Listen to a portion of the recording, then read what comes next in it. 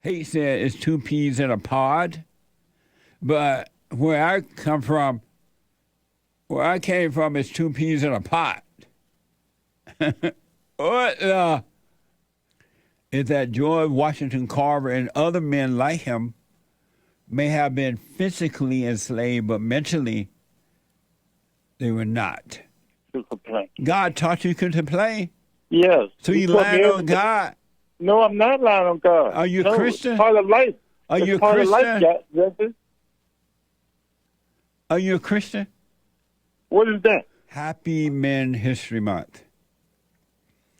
You know, you always hear liberals, both black and white liberals, and sometimes conservative, pretending that slavery was really bad and that because of slavery that the blacks were not able to make it and that nobody really did well and that the blacks are suffering today because of slavery, and that because of that, the blacks in 2023 need reparations and affirmative actions, and they still need a hand up because of generational finance, that the finance was taken away from the blacks and they didn't have a chance. And they never tell you the real truth about what's going on and encouraging the blacks to get up and do, because if ever there was a time to do what you want, you could be as rich or as poor or whatever as you want, now is the time. But they tell the blacks, oh, you still can't do it because of slavery, because of Jim Crow, and because of this and that. And then they show you all the made-up films that they put together, movies or whatever you call them, documentaries and movies, that they put together, and they pretend that this is how it was, and they made up this word called generational wealth, and it's all with the intent to deceive and control the blacks to get votes. That's all it's about. It's just for the votes. It's not that they love the blacks or care about the blacks at all, one iota. And they encourage the blacks to be angry so that when they need them to go out and destroy, have a riot, create a riot, go after white people, they'll just do it just like that. And they do it by telling the blacks, you can't make it. That old white man is white supremacy, and he's holding you back, even though it's not true at all. It's interesting, too, how the blacks have been convinced or made to be convinced that the white man is keeping them down. You have to believe that, like most blacks believe that white people are superior to them. It's a false belief. But in order to be controlled and kept in that darkness and weakness, you have to personally believe that yourself. But just imagine if you did not believe that white people were superior to you, there would be no competition. You just get up and live your life. You wouldn't think of anyone as superior or not superior to you. And they never, if at all, they rarely tell black people about other blacks who were born enslaved. And they still managed to do well in life, whatever well meant to them.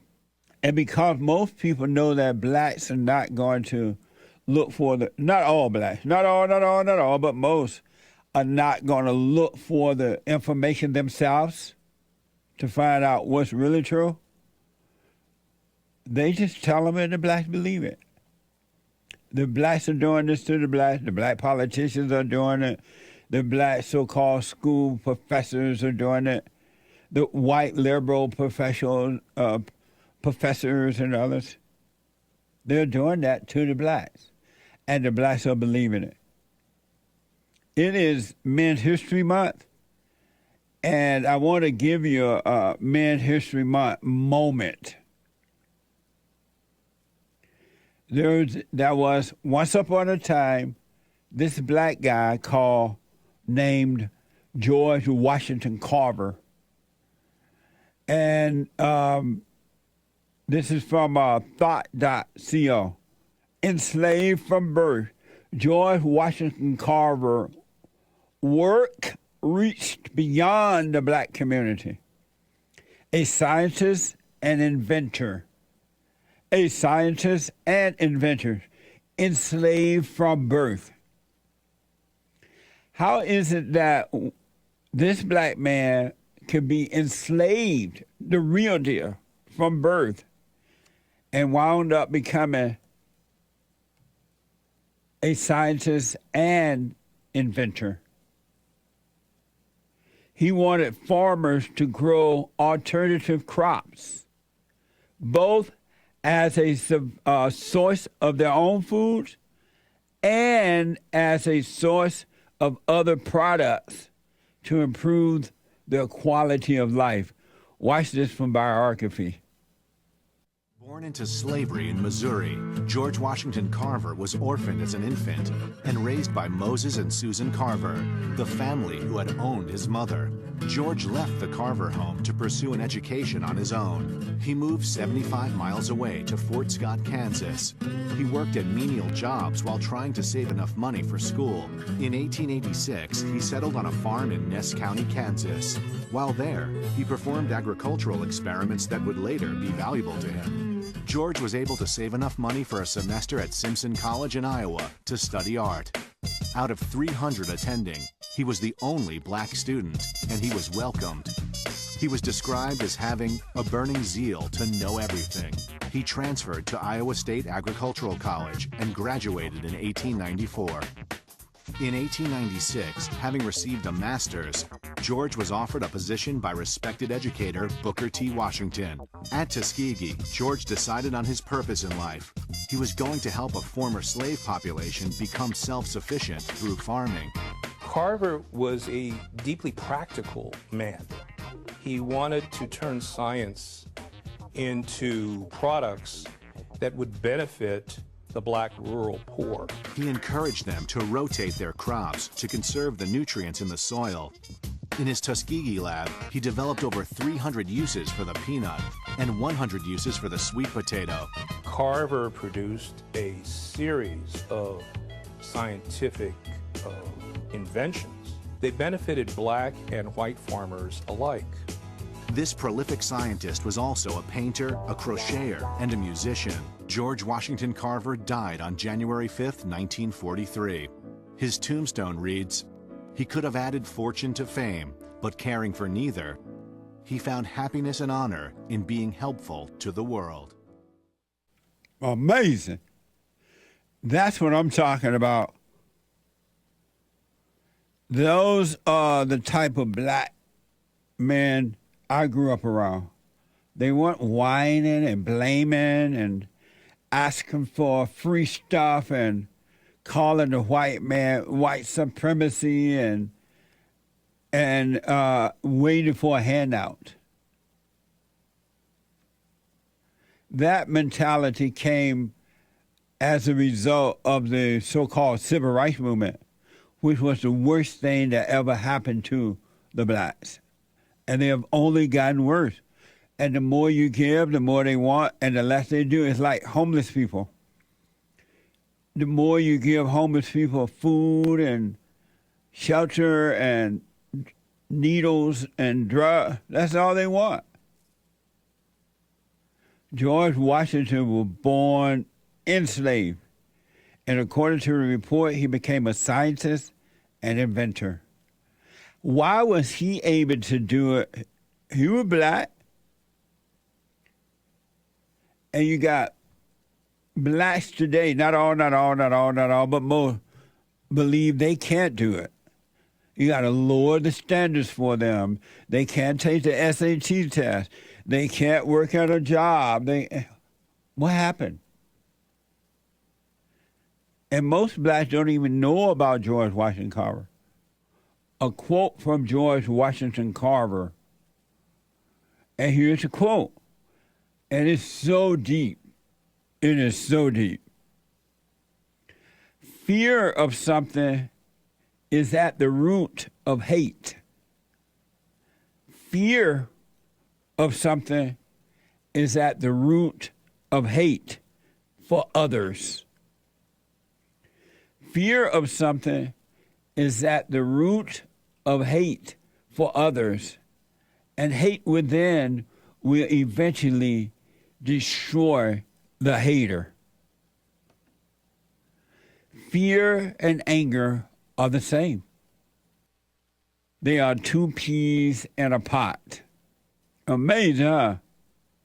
Hate said it's two peas in a pod, but where I came from,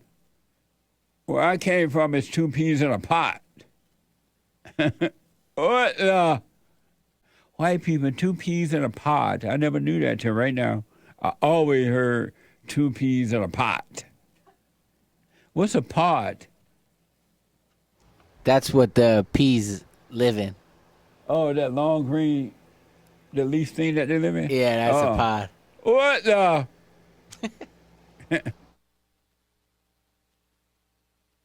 I think we call those pea shells when you're black. They do, I guess, eventually end up in a pot. I guess. So, if you notice, the blacks are angry and they have fear. Anyone that has fear has anger. It's two peas in a pod or a pot, wherever you want to put it. It's the same. That is deep. Fear of something is at the root of hate for others.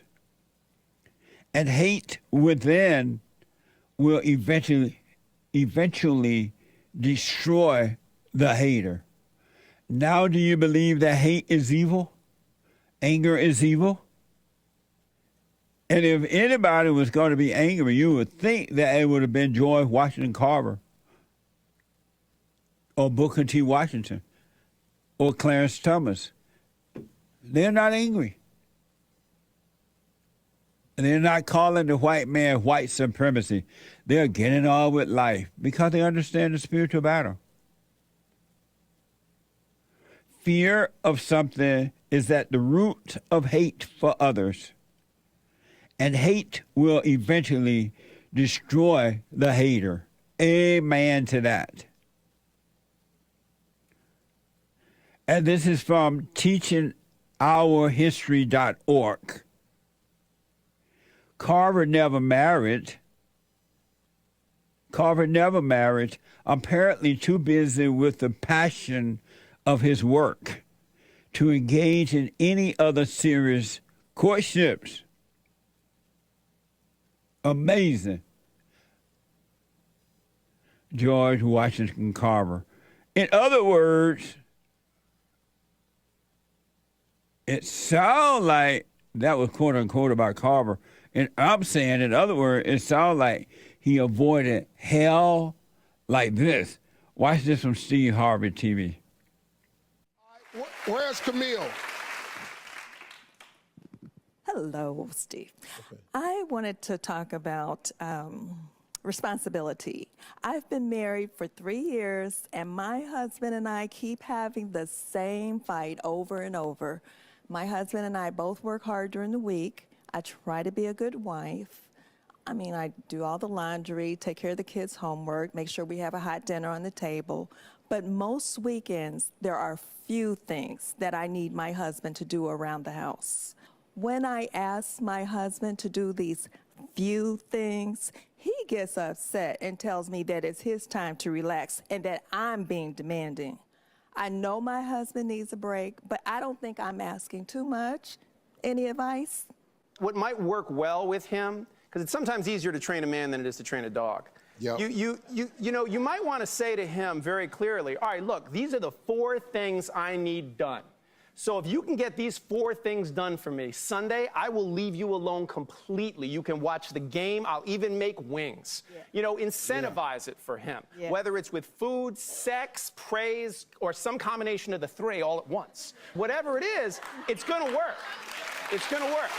Yeah. What bad advice. What a weak man. Both of them agreeing to that. Horrible advice. Train a man is easier to train a man than it is a dog. There's no wonder in the world. That's not a George Washington Carver advice, that's for sure. It's no wonder the world going to hell in a handbasket. And they call that guy an expert. And Steve Harvey's in there, yeah. And if this woman is married with children, she shouldn't be working anyway. She should not be working. She should be home raising the man's children. Homeschooling, cleaning, feeding, taking care of his children. Why is she out working?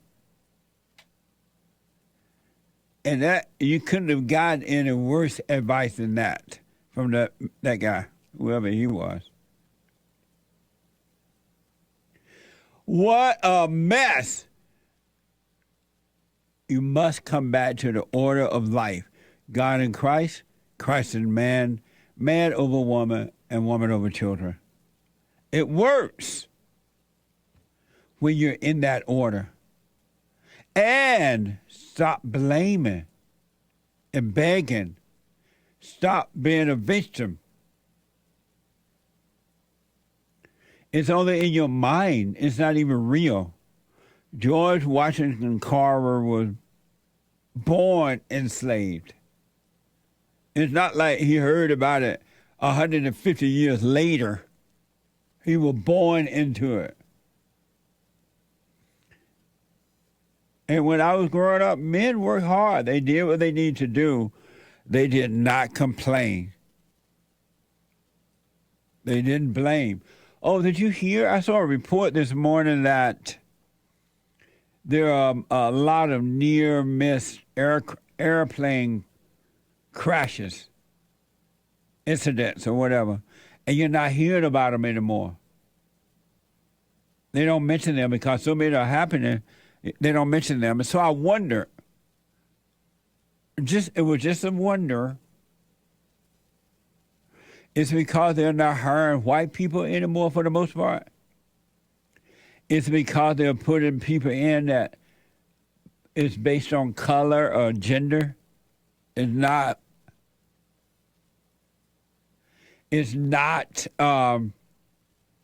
they're not qualified for it.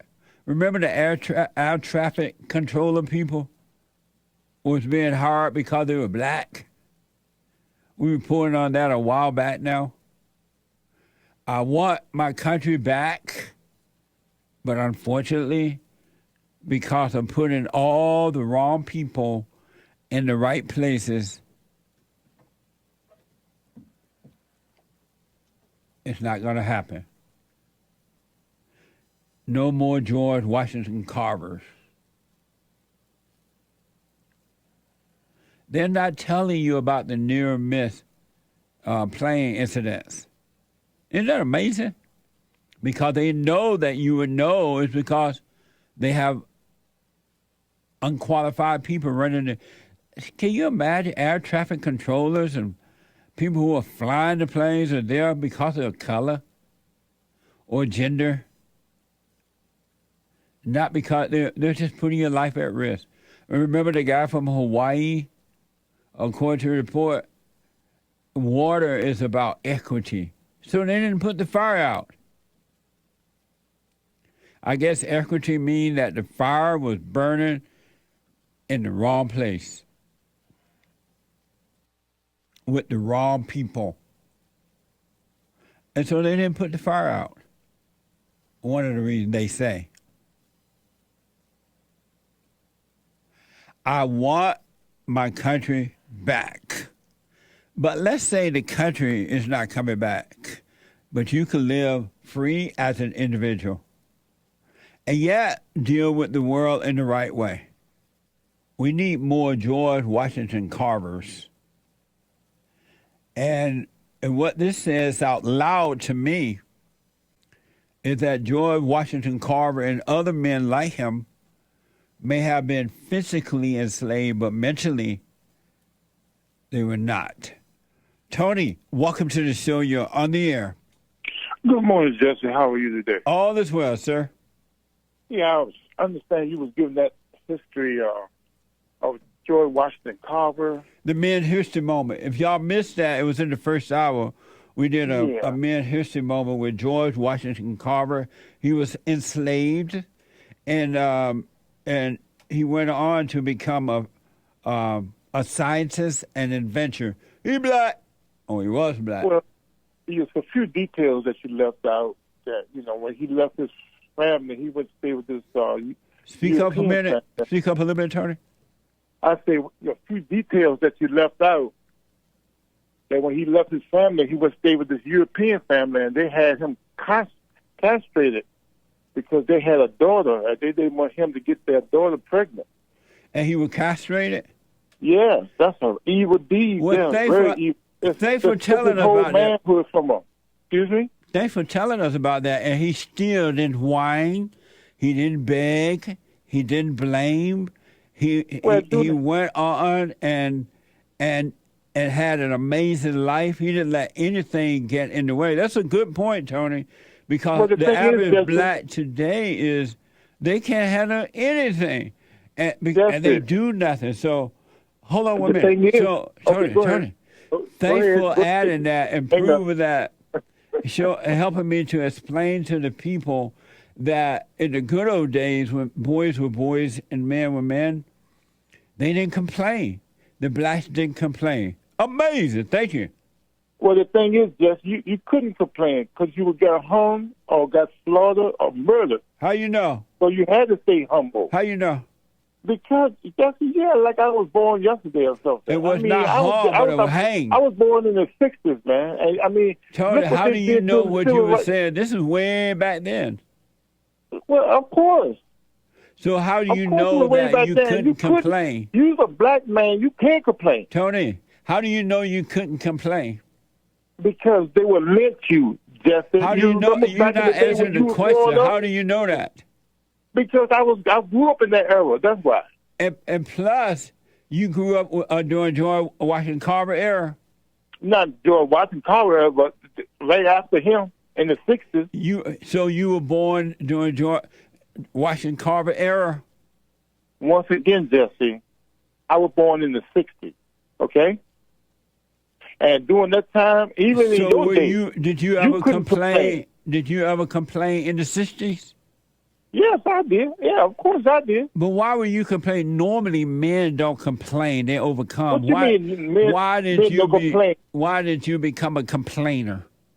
Jesse, you complain at your show. No. I'm asking you, why did you become a complainer? Because that's part of life, Jesse. Part of life is to complain? Of course it is. Amazing. And this if you have a disagreement, this thing about George Washington being castrated, I really do like the fact you added that in there because I have to because it shows that black men, it shows that black men did not complain even in the difficult times, and it's not. You have no proof. There's no proof that he was castrated. It was just something that was said. But even if he was, it's an amazing addition to the story. Thank you for that. Well, the thing is, he took his manhood from him. He couldn't even have a family. And you don't know if that's true or not. Yes, I do know. No, you don't. You have no proof to it at all. Oh, it's but proof. It's an amazing addition because it shows. That shows how evil white folks was back during that time. I'll put it on a whole. It shows the strength of blacks even during slavery. If that was true that he was castrated, And it shows that men back in those days had so much dignity, they didn't complain. And he didn't let any obstacles get in his way. I don't know if that's true or not, but that he was castrated. If it did, it just makes the story even more amazing. Unlike the blacks today. And Tony, you said you complain. You like complaining? I didn't say I like complaining. I said it's part of life. I know you said you do complain, and you did back when you were younger. But you want to add more to the story. Do you like complaining? No, I don't, Jeff. But why do you complain? But the thing is, Jeff, but why do you complain then? Why? No, why? To get my point across, to make things right. That's why. How does complaining make things right? By working towards making it right. If things ain't going the way you want to go, you got to put your objective in there to make it right. Did your father and mother taught you? Did they teach you to complain? It's part of life, Jesse. No. Did they teach you to complain? They taught me. They taught me everything I knew. Did they teach you to complain? No, they didn't teach me that. Who taught you to complain and made you think part that? Of life. And God made you think that it was part of life. God taught me to complain. God taught you to complain? Yes. So you lying on God? No, I'm not lying on God. Are you a Christian? It's part of life. Are you a Christian? Christian? Are you a Christian? What is that? Are you a Christian? I don't know what that is, Justice. No. All right. Thank you, Tony. I appreciate talking to you, man. It was a nice addition that if he was castrated, George Washington Carver, he didn't complain about it. He went on and had a life. And black people, you can do the same. And complaining is not part of life. It's a weakness. And normally men don't complain. George Washington had dignity. He did not complain. He went on and was hired by another black man at the Tuskegee University. He found Washington founded that school. All right, thank you, Tony.